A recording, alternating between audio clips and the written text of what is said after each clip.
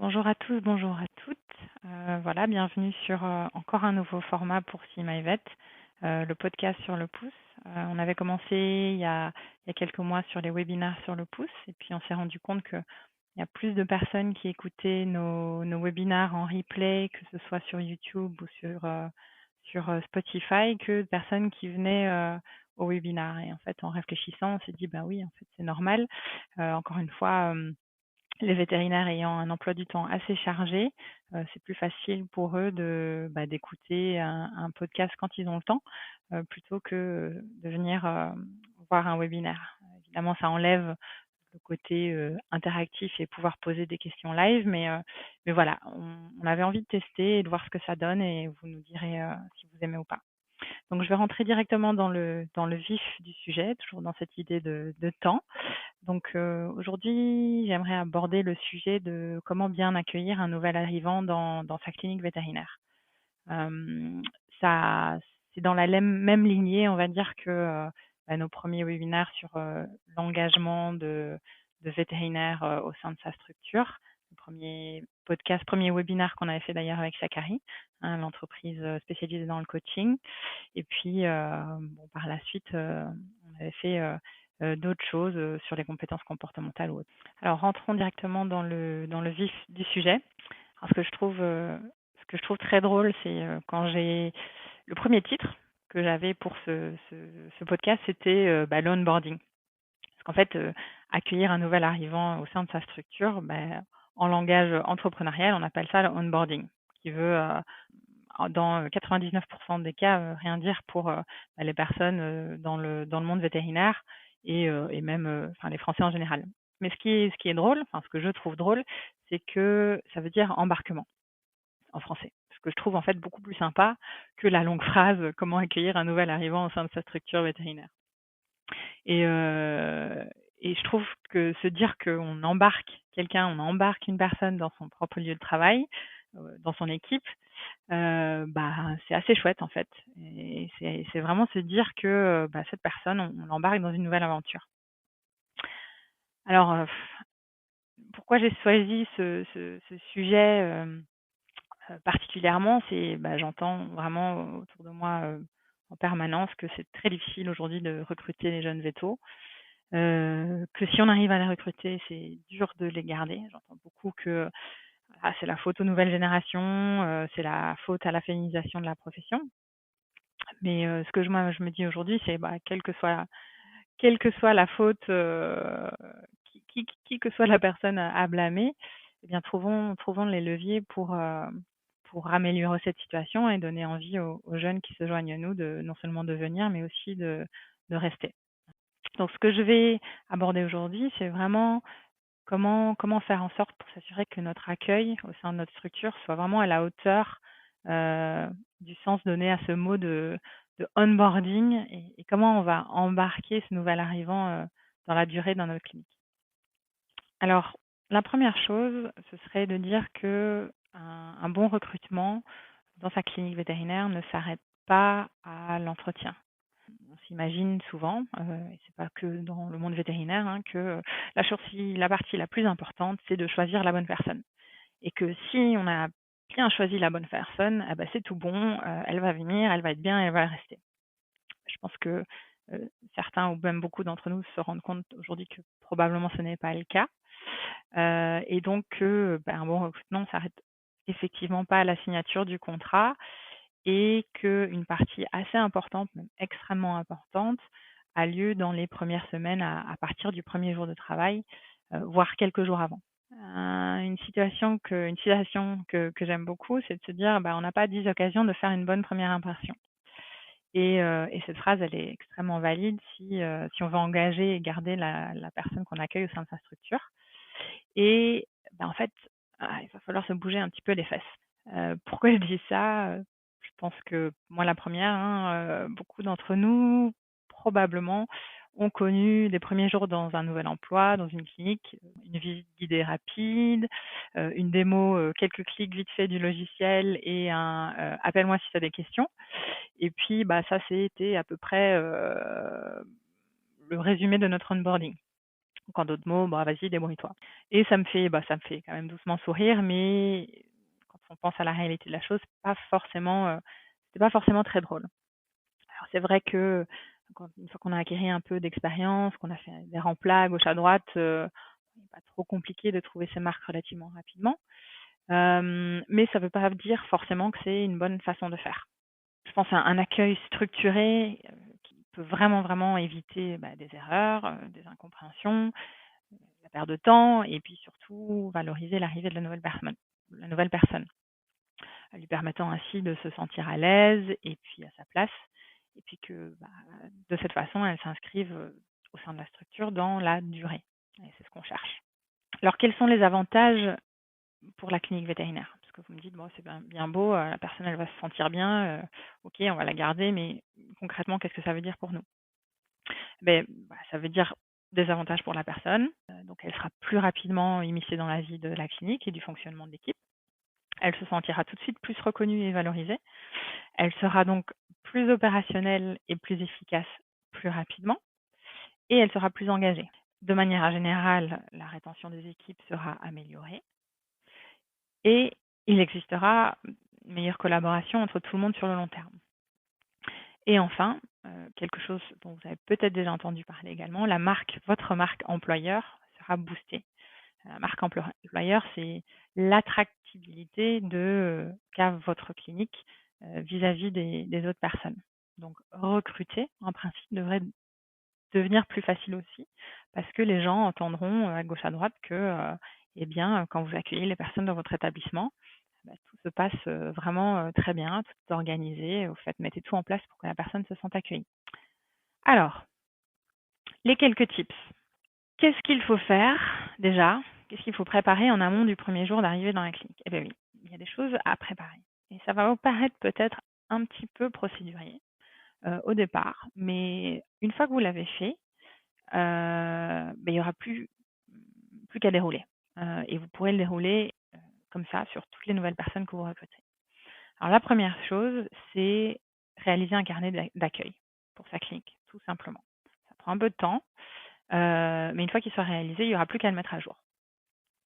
Et la petite astuce que moi je donnerais, c'est que faites-le réaliser par un employé récent. Quelqu'un qui vient d'arriver aura bien en tête tout ce qui lui a manqué et qu'il ou elle estimerait utile pour un nouvel arrivant. À titre d'exemple, quelques éléments qui pourraient contenir ce carnet d'accueil. La première chose, c'est un trombinoscope. Alors, pour ceux qui ne savent pas ce que c'est un trombinoscope, moi je connais ce mot depuis très peu.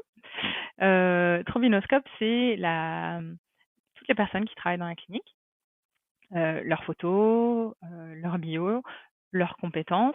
Je pense que c'est important aussi, on a parlé dans des séminaires, dans des webinaires précédents, des articles aussi, leur rôle aussi au sein de la clinique, hein, donc c'est pas juste la spécialité. C'est est-ce que un tel est responsable spécifiquement du recrutement, par exemple? Est-ce qu'une autre est responsable des entretiens annuels? On en a parlé précédemment aussi. Quelle est la personne qui manage les internes?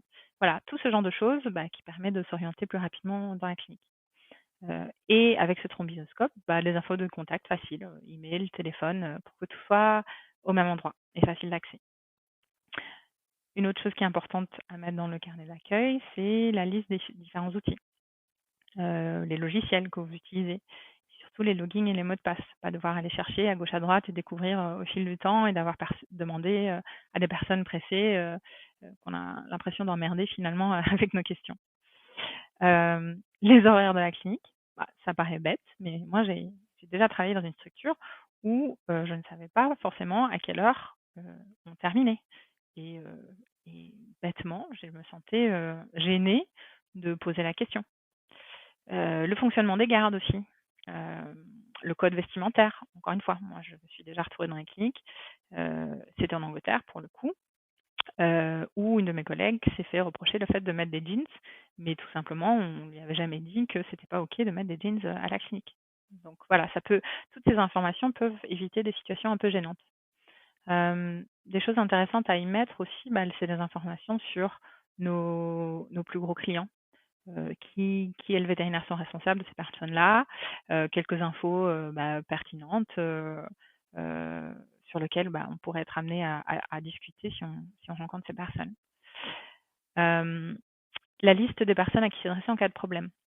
De nouveau, je reviens sur cette attribution de rôle dans la clinique, pour éviter finalement de demander 10 fois à 10 personnes différentes qui vont nous envoyer à gauche à droite, ou avoir clairement une liste de voilà, s'il y a tel souci, j'en parle à telle personne.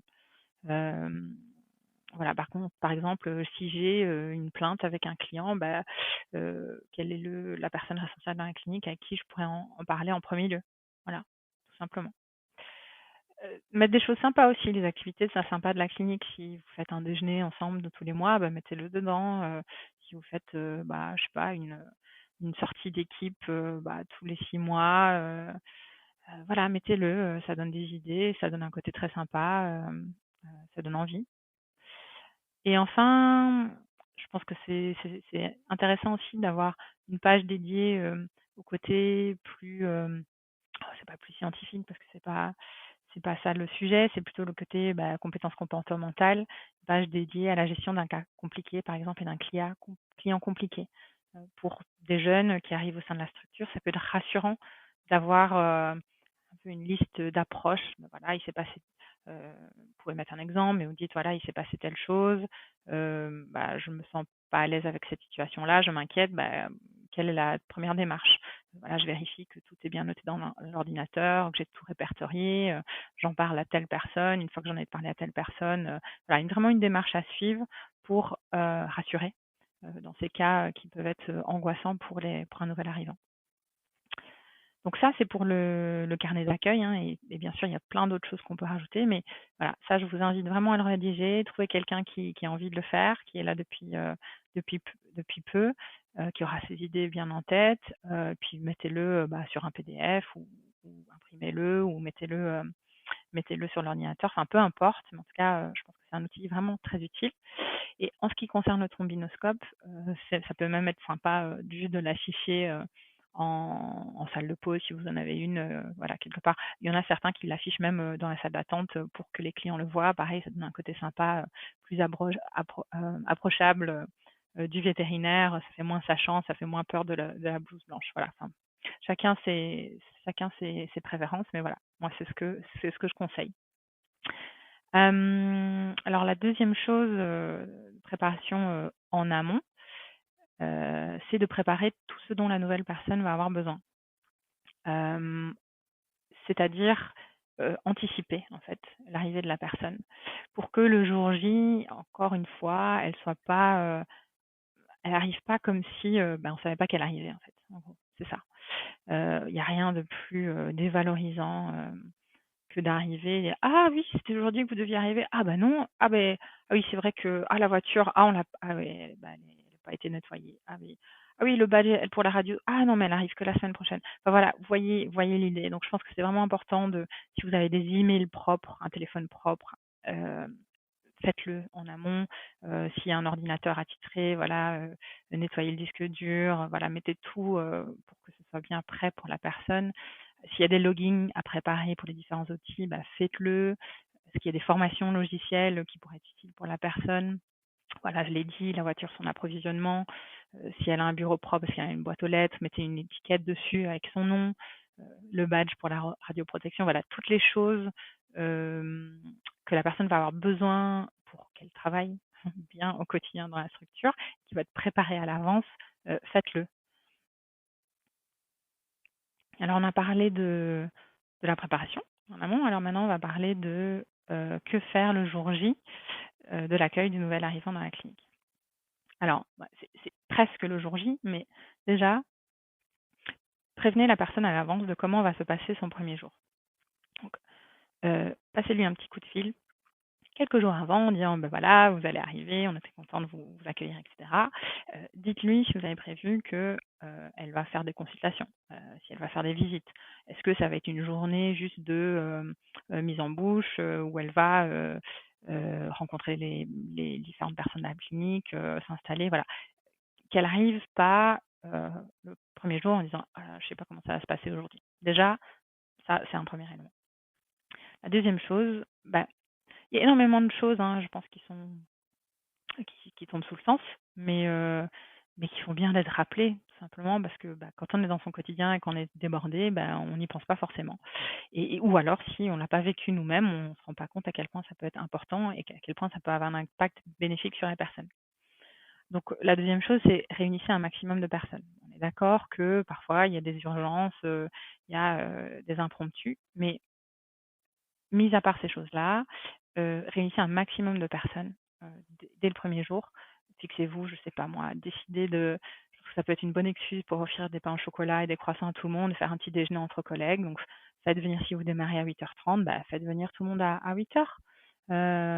Et puis, prenez pain au chocolat, croissant, accueillez la nouvelle personne officiellement. Ce sera sympa, non seulement pour elle, mais ce sera sympa pour tout le monde. Tant qu'on parle de petit déjeuner, mais parlons aussi de déjeuner, assurez-vous que cette personne ne se retrouve pas seule sur l'heure de déjeuner. À minima le premier jour, mais en fait, ça devrait être au moins la première semaine. Assurez-vous qu'elle ou il sache comment ça se passe, qui mange sur place, s'il peut se joindre à quelqu'un. Encore une fois, je suis absolument la première à savoir que en clinique, que ça équine ou petits animaux, voilà, parfois on est débordé et qu'on se retrouve submergé bien au-dessus de la tête avec les urgences, etc. Mais encore une fois, la nouvelle personne, elle sera peut-être pas débordée de boulot le premier jour. Assurez-vous juste qu'elle sache que là, tout le monde va être de sortie. Est-ce qu'elle a prévu quelque chose? Elle peut aller chercher là. Aujourd'hui, c'est compliqué, mais demain, on mangera tous ensemble. Enfin, voilà, juste des choses qui peuvent être rassurantes pour qu'elle ne se sente pas comme un cheveu sur la soupe. Enfin, je pense que, et je l'ai parlé lors de l'entretien aussi, des entretiens annuels, désigner un mentor peut être très très utile, surtout au début, pour les questions que cette personne peut avoir, pour faire des mini-entretiens, j'en parlerai après. On revient toujours à cette attribution des rôles. Comme j'en ai parlé lors de l'entretien annuel, c'est, je pense, un moment idéal, encore une fois, pour identifier quelqu'un qui peut servir de référent pour ce nouvel arrivant. Alors, c'est pas obligé d'être la même personne à chaque fois, mais assurez-vous que ce soit quelqu'un qui soit motivé et que cette personne puisse aussi se rendre disponible pour cette personne. Alors, bonne transition. Alors ces entretiens, est-ce que c'est utile de faire des entretiens réguliers pour un nouvel arrivant dans la clinique vétérinaire? Vous devinez bien que si j'en parle, c'est que je pense que oui. Je pense qu'avoir des mini-entretiens, je ne suis pas en train de parler d'entretiens de 2 heures, hein. Je parle de mini-entretiens, des petits points au cours des premières semaines qui peuvent permettre un certain nombre de choses qui me semblent extrêmement importantes. Alors, première chose, ça va de soi, c'est on montre qu'on est attentif aux besoins de la personne. La deuxième chose, c'est que on peut faire des ajustements rapides s'il y a besoin, dès la fin de la première semaine. Donc, on demande à la personne comment ça s'est passé, sa première semaine. Est-ce qu'elle a tout ce dont elle a besoin? Est-ce qu'il y a des choses, dont dont elle s'était pas rendue compte à l'entretien et qu'elle s'en rend compte aujourd'hui qui pourraient être problématiques pour elle?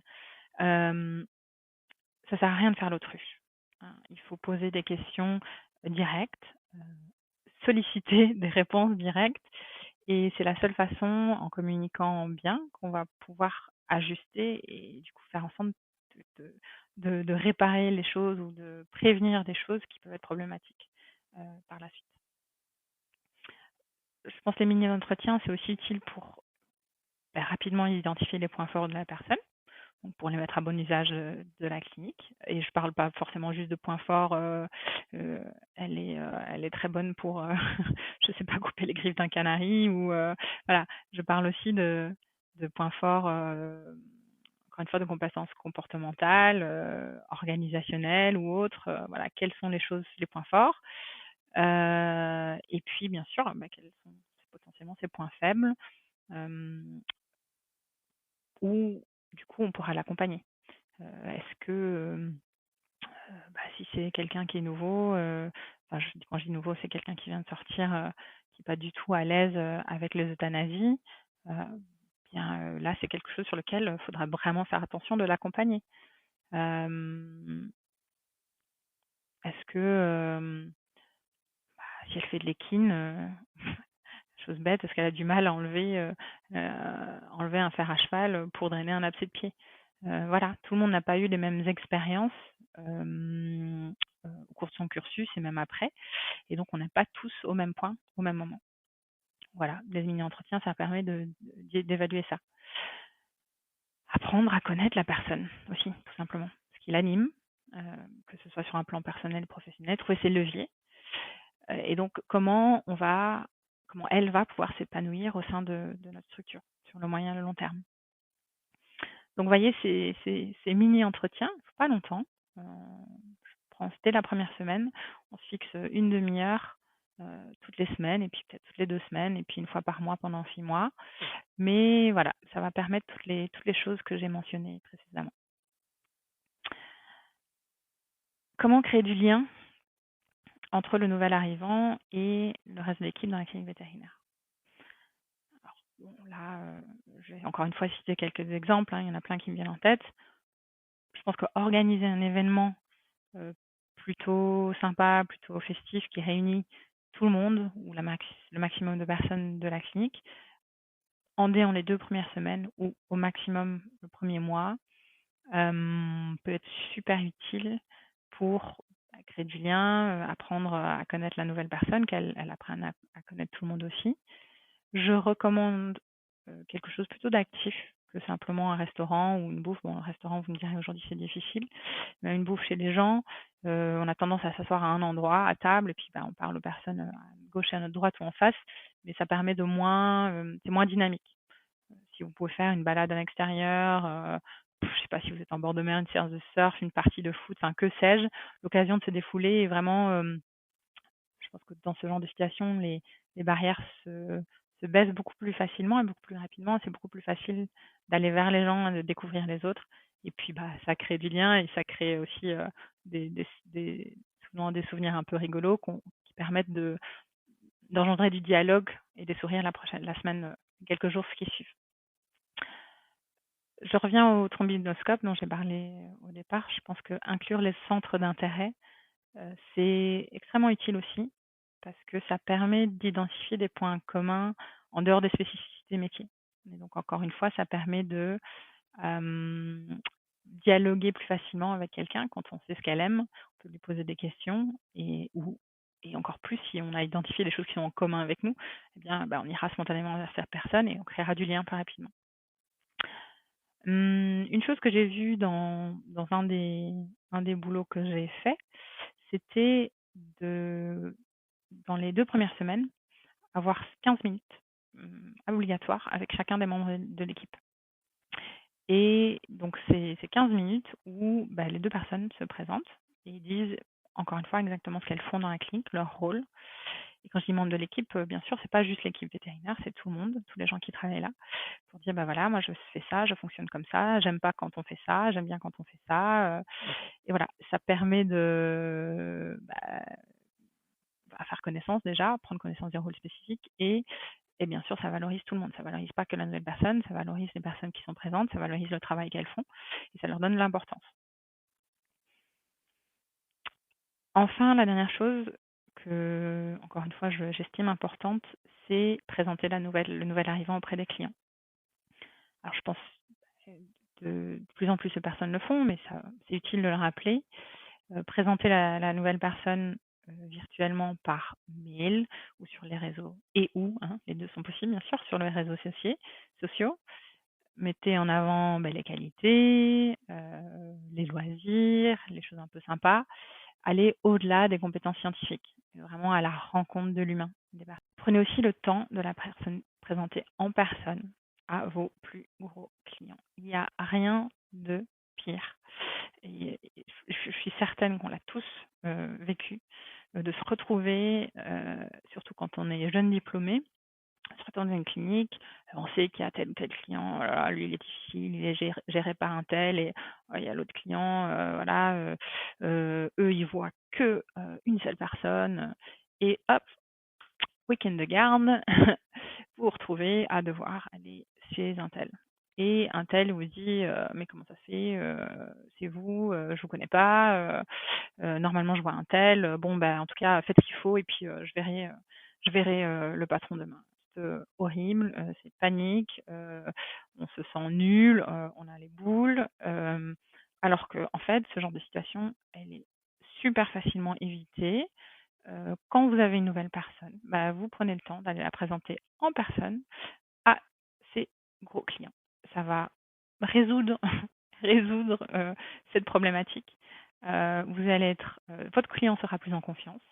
Hem, le nouvel arrivant, sera à l'aise quand il ira bon à l'aise, c'est une exagération, mais quand il ira voir l'autre personne, il se sentira beaucoup plus, confiant et enfin cette démarche, elle ancrera votre relation non seulement avec votre client et puis elle rassurera, la nouvelle personne. Donc voilà, c'est tout pour moi, c'est tout pour ces points clés. Voilà, je pense que vous l'aurez compris. Pour moi, c'est l'attention au détail qui prime lorsqu'on accueille un nouvel arrivant dans sa structure. Un peu méthodique au début, un peu rigoureux, beaucoup de bienveillance.